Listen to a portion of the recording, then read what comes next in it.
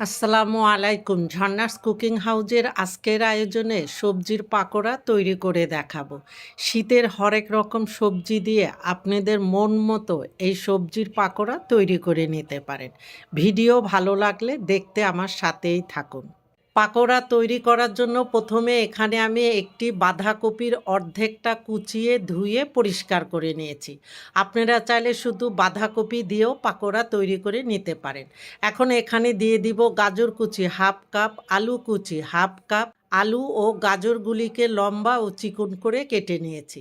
আর এখানে আপনাদের পছন্দ মতো শীতের যে কোনো সবজি ব্যবহার করতে পারেন। এবার এখানে দিয়ে দিব আদা বাটা হাফ চা চামচ, রসুন বাটা হাফ চা চামচ, ধনিয়া গুঁড়া 1/4 চা চামচ, ভাজা জিরার গুঁড়া হাফ চা চামচ, লাল মরিচের গুঁড়া হাফ চা চামচ, চিলি ফ্লেক্স হাফ চা চামচ, কাঁচামরিচ কুচি 2টি বা ঝালের পরিমাণটা আপনাদের স্বাদ মতো এখানে কম বেশি করে নিতে পারেন। হলুদের গুঁড়া 1/4 চা চামচ, লবণ 1 চা চামচ বা স্বাদ মতো দিয়ে সব কিছু ভালো মতো মেখে নিতে হবে। কিছুক্ষণ মেখে নেওয়ার পরে সবজির মিশ্রণটা আগের থেকে অনেকটাই সফট হয়ে গিয়েছে।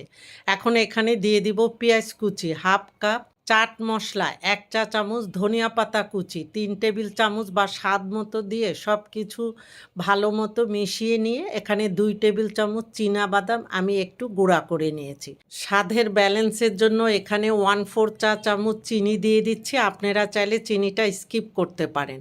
বাইন্ডিংয়ের জন্য এখানে 1/3 কাপ চালের গুঁড়া নিয়ে 2 থেকে 3 বারে চালের গুঁড়া দিয়ে ভালো মতো মিশিয়ে নিব।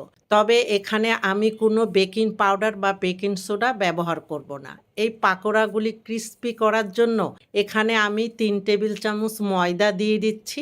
আপনারা ময়দার পরিবর্তে বেসন বা আটাও ব্যবহার করতে পারেন। আর এই পর্যায়ে আপনারা সব কিছু চেক করে দেখবেন। আর এই পাকোড়াগুলি তৈরি করার জন্য এই মিশ্রণটা একদম রেডি। তবে আমি এখানে কোনো রকম পানি ব্যবহার করিনি। আপনাদের পাকোড়া তৈরি করার সময় এই মিশ্রণটা যদি একটু টাইট মনে হয় সেক্ষেত্রে 1-2 টেবিল চামচ পানি ব্যবহার করতে পারেন।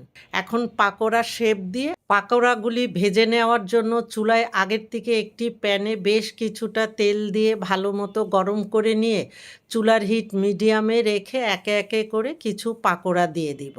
পাকোড়াগুলি দিয়ে সাথে সাথেই নাড়তে যাবেন না। কিছুক্ষণ অপেক্ষা করার পরে কয়েকবার উল্টিয়ে পাল্টিয়ে গোল্ডেন কালার করে পাকোড়াগুলি ভেজে নিতে হবে। আমার প্রথম ব্যাচের পাকোড়াগুলি ভাজা হয়ে গিয়েছে। আর কালারটা আপনারা চাইলে আরও ডার্ক করে পাকোড়াগুলি ভেজে নিতে পারেন। এখন পাকোড়াগুলি একটি পাত্রে তুলে নিব।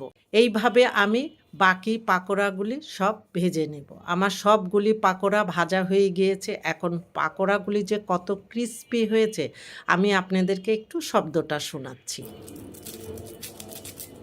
এবার এই ক্রিস্পি গরম গরম পাকোড়া আপনাদের পছন্দ মতো যে কোনো সসের সাথেই পরিবেশন করতে পারেন। আমাদের জন্য দোয়া করবেন। আল্লাহ হাফেজ।